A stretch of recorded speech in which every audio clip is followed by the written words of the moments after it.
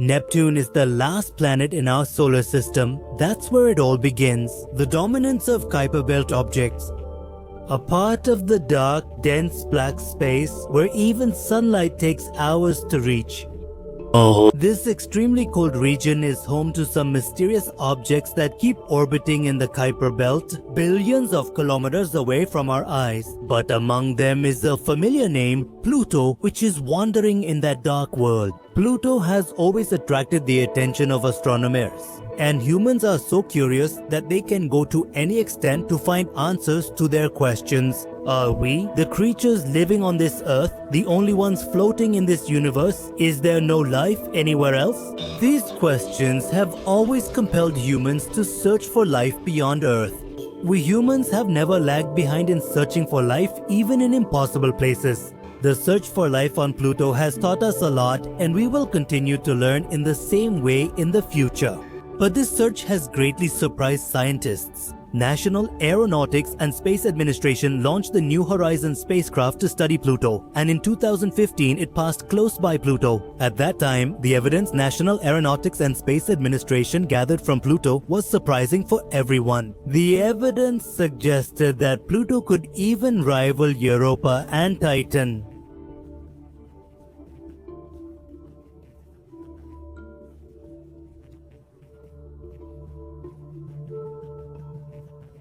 So what exactly did New Horizons send in its data that completely changed our perspective on Pluto?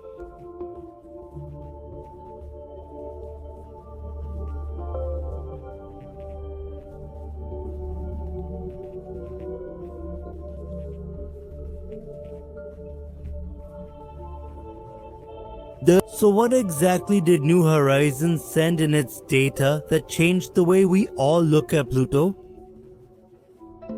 But it's hard to say just by looking at this whether Pluto is really capable of supporting life.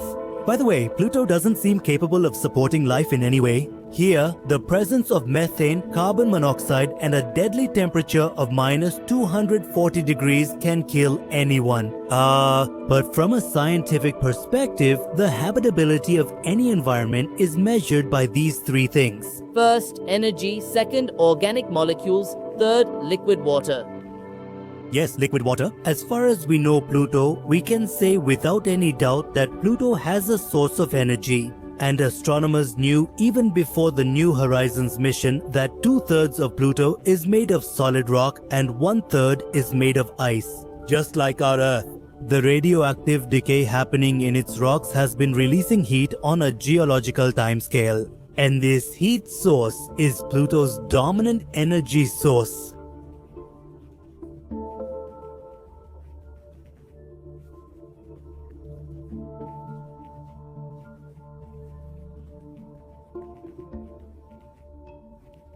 Scientists don't know whether this radioactive decay is driving any kind of chemical reactions in the water and rocks inside Pluto or not, just like we see at Earth's mid-ocean ridges. But it's completely clear that Pluto has an energy source. And if we look at the second thing for habitability, organic molecules, Pluto has those too. Its atmosphere contains about 0.3% methane. And besides this, most importantly, New Horizons discovered that due to solar ultraviolet radiation, these methane molecules are splitting into other hydrocarbon compounds like acetylene, ethylene, and ethane. Methane can also be seen on Pluto's surface, this reddish material you see accumulated on its surface. These are the particles of the same hydrocarbon haze which have settled down from its atmosphere. That's why at least organic molecules are present on Pluto's surface, which can give direction to life and could be a reason for life to develop. But it's still not clear whether any such mechanism exists here, so that these organic molecules can reach the vast oceans beneath it where the other resources necessary for life would also be present. Studies conducted by astronomers on comets have shown that organic molecules are also found in objects of the outer solar system, just like we have seen on Pluto.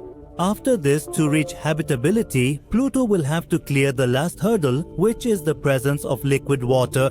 As I told you earlier, a significant amount of energy is generated inside Pluto due to radioactive decay.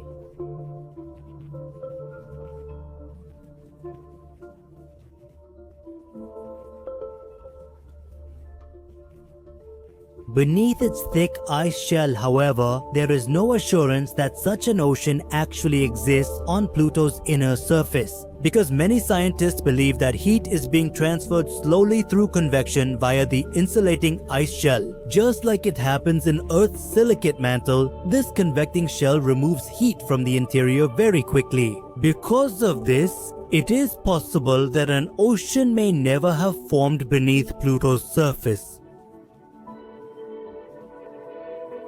That's why spacecraft observations might be needed. So, are there really oceans on Pluto? We have 3 lines of evidence that point to the possibility of an ocean beneath Pluto's surface.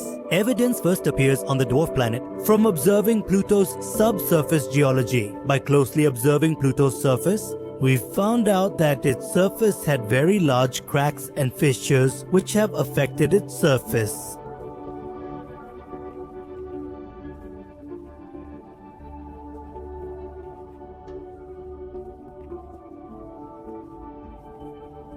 The freezing of its subsurface oceans. We know that when water freezes, it turns into solid ice. The molecules of water align in a pattern, and the volume of that water increases after freezing. In the same way, it's possible that the ocean of water inside Pluto froze, and as a result, its volume increased. This would have pushed its surface outward and caused cracks to appear on Pluto's surface. This frozen ice would then have started putting pressure on the water beneath it. And then later, that pressure must have exceeded a certain limit and started erupting onto Pluto's surface.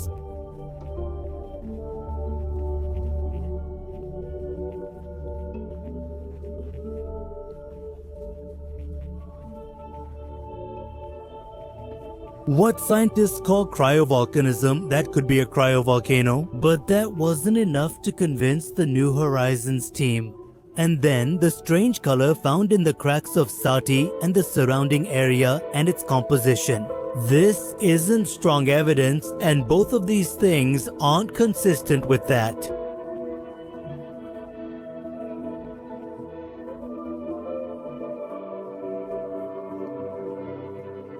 As the scientist is saying, there was an ocean beneath Pluto and it gradually froze. These things don't match up very well. The second line of evidence, Pluto has a feature that Pluto doesn't even have. But scientists believe that Pluto should have this, and this really surprises scientists. When 2 bodies like Earth and the Moon, or Saturn and its moon Iapetus, when moons orbit a planet, due to gravitational interaction, their equators appear more bulged out compared to the poles.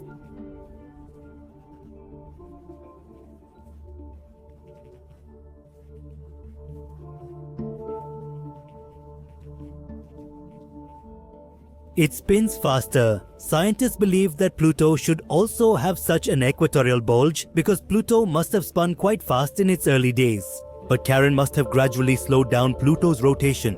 The bulge that likely formed on Pluto from their rotation should still exist on Pluto, but New Horizons hasn't detected any such bulge on Pluto, so scientists think that this is only possible if a subsurface ocean has formed beneath Pluto's surface. The ice shell on its surface wasn't strong enough to support that bulge, and it must have collapsed. And this is the possible explanation that there is an ocean deep inside Pluto, the final line of evidence for the presence of an ocean on Pluto. This piece of evidence is the most complicated and the strangest.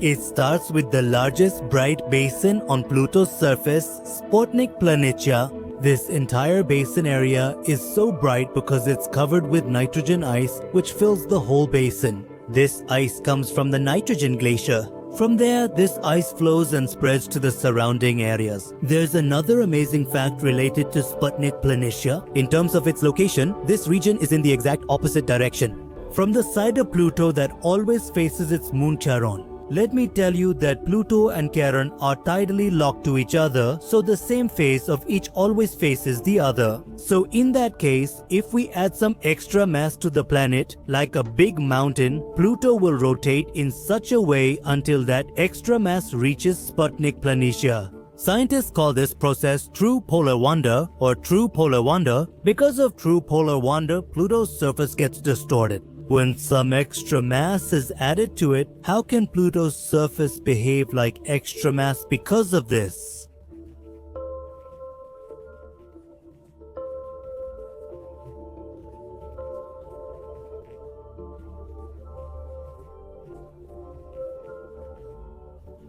After all, it's like a pit on Pluto's surface. So, the explanation for this could be that as soon as nitrogen ice from the glacier flows and fills this pit, it becomes a bit denser than water ice. And in this way, this basin contributes a bit to the extra mass, but the contribution of ice is very little. Another explanation is the reservoir of water ice present beneath it. When the water ice beneath its surface melted, the ice shell underneath became thinner and melted into liquid water. Then that water acted like excess mass. If we combine nitrogen and the thin ice shell, then this excess mass is capable enough to produce true polar wander. So this explanation also points towards a water ocean inside Pluto. So New Horizons has provided 3 lines of evidence that there could be subsurface oceans on Pluto. Number 1, surface fractures or possible cryovolcanoes. Number 2, absence of equatorial bulge. Number 3, Sputnik Planitia represents excess mass. Although none of these lines of evidence are bulletproof, if we look at all of them together, the possibility increases many times that there could also be water oceans on Pluto. The events happening there, the conditions there are in favor of this, that there must be some water ocean there. To prove habitability on Pluto, we needed 3 things. First, an energy source, which Pluto has. Second, organic molecules, which are abundant on Pluto. And third, water, the search for which has not yet reached any conclusion. So, exactly how will we confirm water oceans on Pluto? Because this is the last link to prove habitability on Pluto. For the past 2 decades, scientists have been using various techniques to search for subsurface oceans on ice bodies. But unfortunately, the best techniques we use among these can't be used on Pluto. The first technique requires a background magnetic field, which induces currents in the body's salty water ocean, and then scientists can confirm the subsurface ocean by studying the secondary magnetic field generated by this induced current. This technique works very well on Jupiter and its moons. But in the case of Pluto, there is no large background magnetic field here that can produce such signals. The second is measuring the size of the tides formed on the body. The bigger the tides, the higher the chances of there being a water ocean there. But here too, Pluto and Charon always keep the same face towards each other, so no effective tides are produced. So neither of these work on Pluto. Because of this, confirming the existence of an ocean on Pluto is a tough task. And for now, the search for water on Pluto remains a mystery. So now the question is, how habitable is Pluto really? Can we expect life here? So look, Pluto is a small planet orbiting in the pitch darkness billions of kilometers away, although its interior is warm. Organic molecules are also found on it, and lines of evidence suggest that there is a possibility of a subsurface ocean here as well. This makes us think that this small world fulfills the basic requirements for habitability. So this doesn't mean at all that Pluto is a paradise for life to flourish. That's not the case, because we don't know how much these 3 things, energy, organic molecules, and water, can actually interact with each other. Although it's possible that the rocky core can properly heat the water ocean above it, we still don't know for sure if this actually happens. And if organic molecules are only found in Pluto's atmosphere, then Pluto would need a mechanism for those organic molecules to reach its interior, so that life can begin its earliest form. But our evidence suggests that Pluto's shell is cold and rigid, and there probably isn't any mechanism that allows organic molecules to reach its subsurface ocean. That means Pluto has all the ingredients, but because it's isolated, the possibility of life and habitability there is under threat. And that's why Pluto isn't as tempting a target for us as Europa or Enceladus, where the ice shells are moving and thin. But at the same time, Pluto could be a better option than other large moons like Ganymede and Titan, where thick and high pressure ice layers break the connection between the ocean and the heat source. Pluto generates so much heat that it can comfortably sustain subsurface oceans for billions of years. But to confirm the existence of life on Pluto, we will have to send more missions. And we also have to keep in mind that Pluto is the key between our solar system and the Kuiper belt. It can give us a new dimension to explore the outer solar system. But at the same time, Pluto is not unique. There is a high possibility of such subsurface oceans existing on other Kuiper belt objects as well. Our outer solar system is not as terrifying as we imagine, but unraveling its mysteries is just as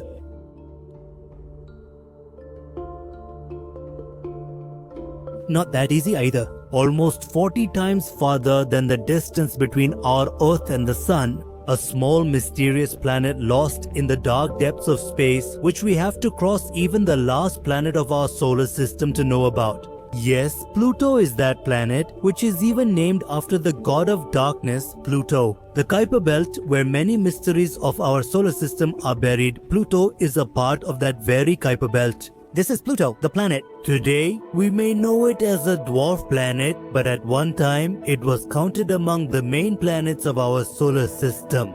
Scientists were surprised rocky planets are in the inner solar system, while gas giants are found in the outer regions. These planets are orbiting the Sun. So then, how did an icy and rocky planet suddenly appear after Neptune? Besides that, the ongoing debates about Pluto were surprising the entire scientific community. Everyone wanted to know what exactly was happening on Pluto that was making it so mysterious. Studying Pluto became important for national aeronautics and space administration because it played a key role in forming our solar system.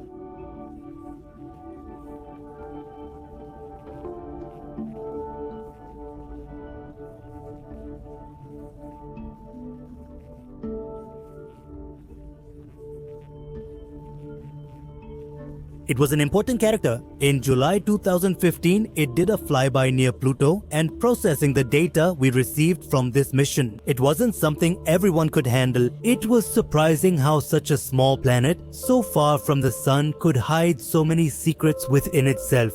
Hello friends, welcome to the documentary library. I am your friend Shashi and today we are about to embark on a journey. On the planet Pluto, we will take a look at the mysterious activities happening in its unknown world and try to understand its mysterious atmosphere. So let's begin our journey. Clyde Tombaugh was the person who discovered Pluto on February 18, 1930, and with this discovery, a series of mysteries also began. For the next 58 years or so, Pluto, its environment, and the activities happening there remained a mystery for us humans. But then something special happened in 1988. Using stellar occultation, scientists discovered this planet has an atmosphere. No one knows how long this moment had been awaited. Stellar occultation is a phenomenon. When any planet or body passes in front of a bright star, then that star's the gradual dimming in the light helps determine the atmosphere, the size of the planet, its rings, and much more. When Pluto had a stellar occultation in 1988, scientists discovered an atmosphere on Pluto. People had been speculating about it for decades. If Pluto didn't have an atmosphere, the light coming from the star would have been suddenly blocked as Pluto passed in front of it. But when this occultation happened, the starlight gradually dimmed. Because of the starlight, Pluto's atmosphere was almost glowing. The density of the atmosphere increased as it came from space to Pluto's surface, which gradually blocked the starlight. By studying the collected data and patterns, scientists discovered the layers of its atmosphere. They also discovered elements like nitrogen, methane, carbon monoxide, and other gases present in it. These are the elements that cover the surface of this planet. When astronomers graphed the light data, another conclusion came out that the light did not penetrate Pluto's atmosphere all the way to the surface. This indicated the presence of clouds, that is, clouds and haze, which were blocking the starlight. Apart from this, astronomers noticed certain symmetries in the light curve, which confirmed that this dimming was indeed due to the atmosphere. And this is how we found out that Pluto also has a blanket of gases around it, which we call an atmosphere. Now the existence of an atmosphere on Pluto was completely confirmed. Now astronomers wanted to know about the temperature changes happening in the atmosphere of this small mysterious body. These happened during its 248-year orbit. Let me tell you that Pluto completes one orbit around the Sun in the same amount of time as 248 years on Earth. Its orbit is very elliptical, so much so that when it is at perihelion, that is, at the closest distance to the Sun, it remains at a distance of 30 astronomical units from the Sun. 1 astronomical unit is the distance between Earth and the Sun. And when Pluto is farthest from the Sun, its distance becomes about 50 astronomical units, that is, about 50 times the distance between the Sun and our Earth. But in its orbit, there is a difference between the closest and the farthest distance. This 20 astronomical unit difference leads to unique chemistry in Pluto's atmosphere and surface. We know that Pluto is a rocky body, but it is covered with ice on the surface. When it comes close to the Sun, the temperature of its surface rises to minus 220 degrees Celsius. And because of this, the frozen ice on its surface sublimates and enters its atmosphere. Sublimation is a process in which any substance in solid form changes directly into gas without turning into liquid form. So, the nitrogen ice frozen on Pluto turns directly into molecular nitrogen when the temperature increases. Earlier, astronomers believed that as Pluto moves away from the Sun, its atmosphere would freeze, and after going below minus 240 degrees Celsius, all the gases would solidify. And in this way, one day, Pluto's atmosphere will collapse. But observations forced scientists to think, because the results of the observations were saying that Pluto's atmosphere is not collapsing.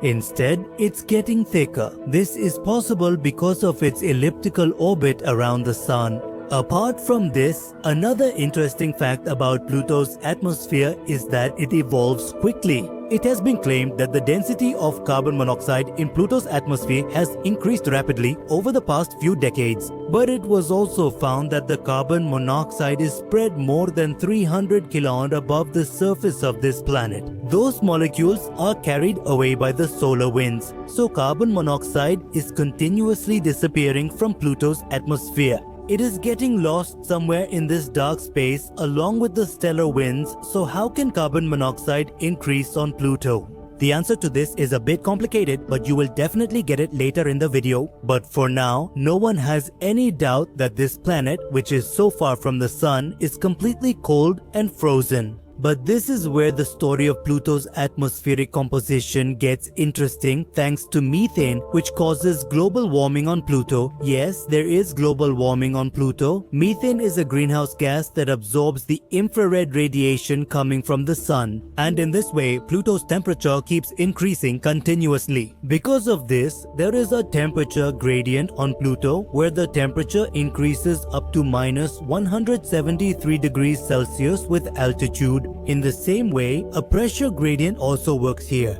The pressure on its surface remains up to 20 microbars and it goes down to 3 microbars with height. After that, it keeps decreasing until it reaches the vacuum of space. From here, due to the interaction of hot and cold air and the variation of higher and lower pressure, winds blow on Pluto. But the formation of winds is not due to the vertical temperature and pressure gradient, but rather due to the horizontal temperature and pressure gradient. On Pluto, temperature and pressure also vary horizontally. For example, due to the Sun's uneven heating or because mountains block the Sun's heat, there is a difference in temperature. Additionally, uneven nitrogen distribution on the surface causes pressure changes. These are the horizontal gradient changes. Because of this, there are very strong winds on Pluto, and due to these winds, the ice gets redistributed all over Pluto. During a research, scientist Angela from the Search for Extraterrestrial Intelligence Institute found that winds on Pluto blow at a speed of at least 37 km per hour. However, several climate models have also suggested that the maximum wind speed on Pluto can reach up to 360 km per hour. These winds blow 100 km above the surface of Pluto, and at this height, the friction caused by the surface does not exist, which could slow down the speed of these winds. That's why such high wind speeds are thought possible on Pluto. This is just like our Earth, where the speed of winds increases with altitude. But scientists are surprised that this speed on Pluto is much higher than expected. The mystery of the winds on Pluto still remains unsolved, but solar winds make this mystery even more interesting. Even though Pluto is at an average distance of 6 billion kilometers, solar winds still reach Pluto's atmosphere. However, by the time they reach Pluto, they become 1,000 times less dense than they are on Earth. These solar winds contain protons, electrons, ionized helium, hydrogen, and oxygen, which reach Pluto at a speed of 300 to 500 kilometers per second. Both solar winds and ultraviolet radiation play a major role in Pluto's atmosphere. Scientists believe that due to ionized ultraviolet photons, Pluto's atmospheric gases also become ionized. And then they are picked up by the Sun's interplanetary magnetic field and carried away. And in this way, solar winds are leaking Pluto's atmosphere into space, but because of this action, the solar winds themselves slow down. The laws of physics say that momentum, that is, the product of moving mass and velocity, is always conserved. In a system, it can neither be created nor destroyed, but it can be transferred between colliding bodies. For example, when solar winds enter Pluto's atmosphere, their ionized molecules ionize some gas particles from Pluto's atmosphere and carry them away. Here, it is clear that extra mass is being added to the system, so to conserve momentum, the speed or velocity decreases accordingly. This mysterious process keeps happening in its atmosphere all the time. As we mentioned earlier, there are also a lot of clouds and haze found in its atmosphere. Its atmosphere mainly contains molecular nitrogen, carbon monoxide, and methane. On Earth, we call this part the troposphere, where the temperature decreases as you go higher, causing the water molecules present in the sky to become supersaturated and form clouds. After this, in the stratosphere, the temperature starts increasing twice with altitude. If we look at Pluto, the troposphere is not very thick. In fact, it is only 1 or 2 kilometers wide. That means on Pluto, clouds form very close to the surface. Now, when clouds are forming, there should also be rain, but instead, it snows. However, this is not the normal snow that falls on Earth at all. It's not just different in composition, but it's also different because of Pluto's atmosphere. Earth has a very dense and thick atmosphere, which is filled with a lot of water molecules. But in Pluto's atmosphere, this content is very low. The particles are very fine, measured in microns. So that's why snowflakes like those on Earth don't form here, but still, the snow here does follow regular hexagonal symmetry. These are like the babies of Earth's snowflakes, baby snowflakes. Just watching snow fall from the sky isn't enough for a space lover. There's a different kind of joy in watching auroras in the night sky. Astronomers believe that Pluto has a small ionosphere and also a weak magnetic field, which means auroras can also be seen on Pluto. But still, because the atmosphere is thin, the chances become quite low. Pluto's magnetic field is still a mystery for us, and without a magnetic field, we can't even imagine auroras. So the concept of auroras on Pluto currently depends on whether certain other things exist or not. However, the mystery you are about to hear has changed all our previous assumptions about Pluto. We have already talked about Pluto's atmosphere leaking, but a surprising discovery shocked astronomers, and that discovery is the volcanic eruption of materials like water, ammonia, and methane, known as cryovolcanism. Scientists were surprised that even after the leakage, the amount of gases in Pluto's atmosphere was still increasing. Even in the past few decades, Pluto's atmosphere has become thicker, and the reason for that is also these cryovolcanoes. A study conducted by astronomers found that for cryovolcanoes, there should be carbon monoxide, molecular nitrogen, methane, and molecular hydrogen in the atmosphere. If any of these things are present in excess on any body, then understand that the chances of cryovolcanoes being present on that body increase significantly. Along with this, there is also a possibility of cryovolcanoes being present on Pluto's largest moon, Charon. However, we have data that tells us so much about Pluto's atmosphere. The gases released from cryovolcanoes enter its atmosphere, and that's why the amount of gases in Pluto's atmosphere keeps increasing continuously. And that's the reason why the atmosphere on Pluto is getting thicker. These volcanoes show us that there are still activities happening inside Pluto, which means Pluto is still alive. Friends, if you want to know more about Pluto, you can watch this video of ours. But there is so much that keeps fascinating us and compels us to study Pluto. But here, there is absolutely no possibility of life. In this series about understanding Pluto, in this video, we have talked about the possibility of life on Pluto and about colonizing Pluto. So do make sure to watch this video as well. The mystery of Pluto will remain for now, because where Pluto is, in that dark space, knowing anything is almost like knowing nothing at all. That's right, but we will keep trying continuously. That region of our solar system where planets like Uranus and Neptune exist, in this region, all you can see for a long distance is darkness. Because here, the sunlight and its energy reach last compared to the other planets of the solar system. We humans have advanced a lot in the exploration of the Moon and Mars. But we know very little about this region of the solar system, because it is very far from Earth, and reaching here is a challenge in itself. This dark region of the solar system is filled with many mysteries, and it is in this dark region that it exists. Pluto is not a planet, but it will be very interesting to know what it actually is, because it is one of those bodies in our solar system about which we have very little information. Its exploration is mysterious and exciting. There was a time when Pluto was considered a planet, but in 2006, the International Astronomical Union took away Pluto's status as a planet. In this Pluto series, we have already gathered a lot of information about it.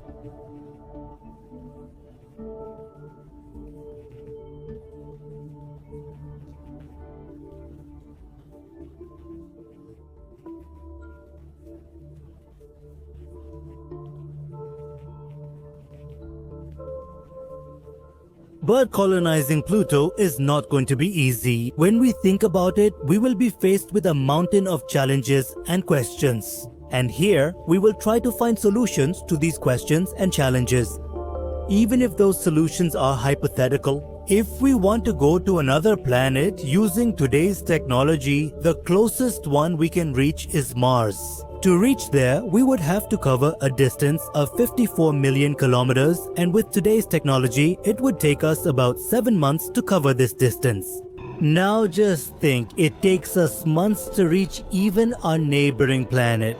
Now imagine how much time it would take us to reach that dwarf planet. Its distance is not in millions of kilometers, but in billions of kilometers. Yes, you heard it right. 5.3732 billion kilometers is the distance between Pluto and Earth. New Horizons reached near Pluto on July 14th, 2015. It took more than 9 years to reach Pluto. Now, in the past few years, space technology has developed a lot compared to before, but even now, it still takes us 8 to 9 years to reach the last few planets of the solar system. Forget space missions. This is the fastest thing in the universe. That means even light can't easily reach Pluto. It takes about 5 hours for the light coming from the sun to reach Pluto. Now, colonization can't be completed in just one mission. Whenever we talk about colonizing a planet, the first thing we do is build places suitable for humans to live there. These places could be constructions built on that planet, or they could be space stations orbiting around that planet. After building these places, we arrange some very essential resources to keep the human generation alive. This can't be the work of just one space mission. The work of colonizing Pluto will continue for several decades, and it will require technology, resources, and a lot of money. Still, let's assume that humans have managed to arrange the resources and money needed to colonize it.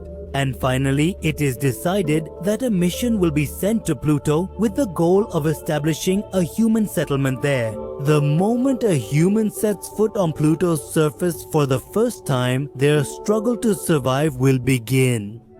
Pluto's atmosphere, made up of nitrogen, methane, and carbon monoxide, is enough to suffocate the human body. First of all, we will need to develop technology that allows us to survive on this planet for a long time. We will have to make our astronaut suit technology even more advanced, and if we want to survive on Pluto, we might even have to make the astronaut suit a part of our body. This sounds very strange and even a bit scary, but the real scary thing is yet to come. Oymyakon is a small Russian town where temperatures reach minus 50 degrees Celsius. People live here too, but their lives are not that easy.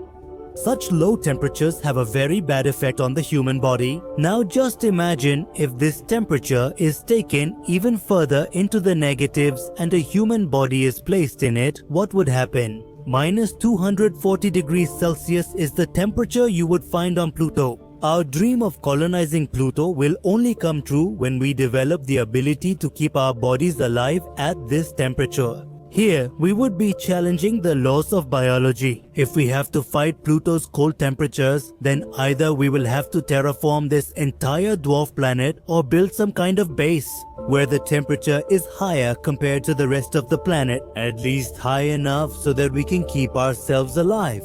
The very first challenge of going to another planet is survival. If our body can survive and function properly on Pluto or any other planet for a considerable amount of time, only then can we think about building a settlement there, because right now we are just going through an imagination. Let's also assume that we have developed such technology with which our bodies can be kept alive in Pluto's environment for a very long time. Here, our first challenge, which is survival, we have achieved a hypothetical victory over it.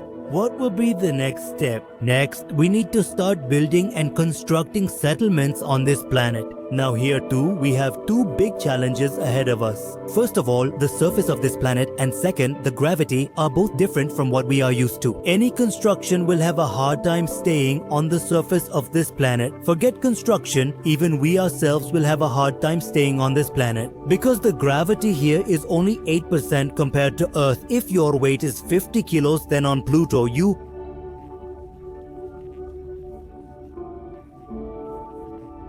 will feel like you only weigh 4 kilos. Its surface consists of 98% nitrogen ice. Building on such a surface with such low gravity is not going to be easy. How a base for humans will be constructed in such an environment? Maybe we'll find out in the future, when space exploration and human technology have developed a lot.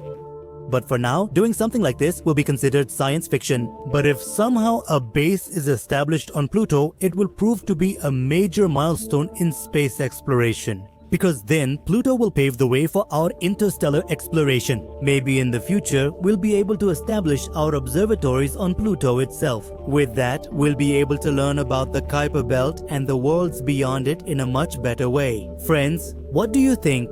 Will humans ever be able to colonize Pluto? And if that happens, what impact will it have on human civilization? Be sure to share your thoughts with us in the comments section below. To dive deeper into space and science, subscribe to Documentary Library and hit the bell icon. If you liked the video, don't forget to share it with your friends. Friends, we will meet again soon with another new informative video like this.